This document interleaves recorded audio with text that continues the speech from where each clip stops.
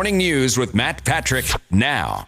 KTRH News Time is 8:47, and joining us right now, presidential candidate at Lake Jackson, Congressman Dr. Ron Paul. Dr. Paul, welcome back to Houston's Morning News. Great to have you with us this morning. Thank you. Good to be with you. I want to read something that you said, and then ask if you could explain it. You said default is coming. Now, wait a minute. I thought yesterday from the president, I heard it wasn't coming. And the only argument that's going on now is how to default, not send the checks out or just print the money. In all countries our size, they always print the money. You say they're going to raise the debt limit, which indeed they will, and then they're going to print the money. Then they'll default by inflation, and that's more dangerous. Now, wait a minute, Dr. Paul. The stock market's up 130. What are you doing? You're throwing a wet blanket on this whole thing.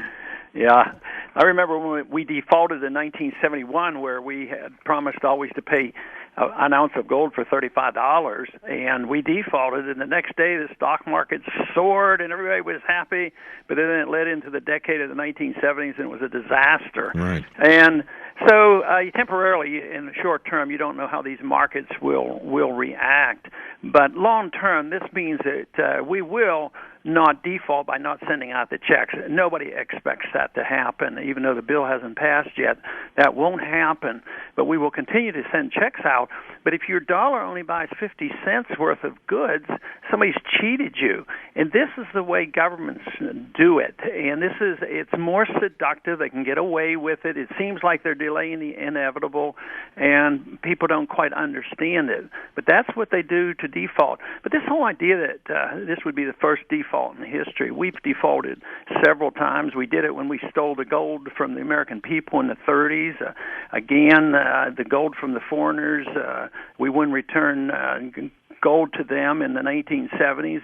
Silver, I mean, if you have a silver certificate and you go to the Federal Reserve Bank and say, hey, I want my ounce of silver, right. They don't do it. So they've cheated us many times already. This is just a little more sophisticated, but the process will continue, which means that we can expect an accelerated rate of inflation. Prices are going to go up much faster next year. Congressman, I got just one quick question. I just need a yes or no answer on it, and then I'm gonna ask you to hang on, because I have another question I have to ask you. But first of all, this thing comes up for a vote. You voting yes or no on this? I'll be voting no. Easy no for me. All right. And the next question I have, and I want you to think about this. They had the straw poll in Denver. Herman Cain comes out on top, but the number 2 guy is a guy by the name of Rick Perry. He hasn't even thrown his hat into the ring. You are running for president. I'm curious as to your thoughts when you see things like that with our governor, and I'm going to ask you to think about it. I'm going to hold you, and I'm going to come back and ask you how you feel about Rick Perry. But first,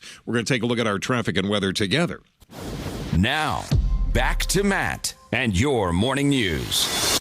8:52 here at KTRH, and we are joined by presidential candidate and Lake Jackson Congressman Ron Paul.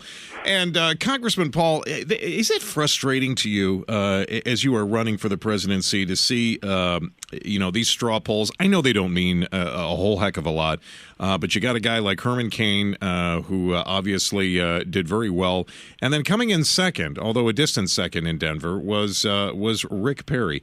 Does this frustrate you at all as you look at this and you're running for the presidency again? Well, I guess you could ask them if it was frustrating to see me come in first place over in Louisiana. Yeah. And so these things are done by depending on who goes to the events and who campaigns them. So they aren't known to set the standard, but they are important. Just like the Ames straw vote coming up will be a big one, right? And that's going to be on the 13th. That's much more significant. Matter of fact, I didn't even know that thing was going on over at Denver, so I wasn't invited, and I had no information about it.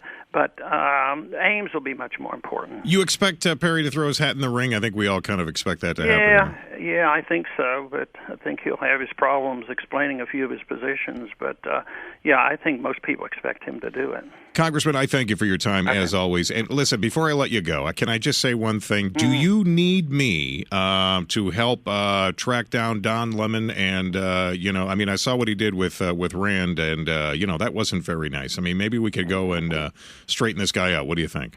I'd be in favor of that. So good luck for us.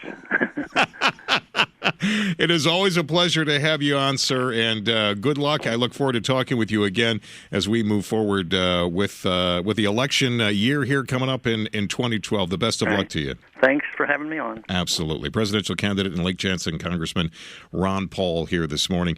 It is always good to talk to Congressman Paul. I have a lot of respect for Dr. Paul. I think he makes an awful lot of sense on an awful lot of issues.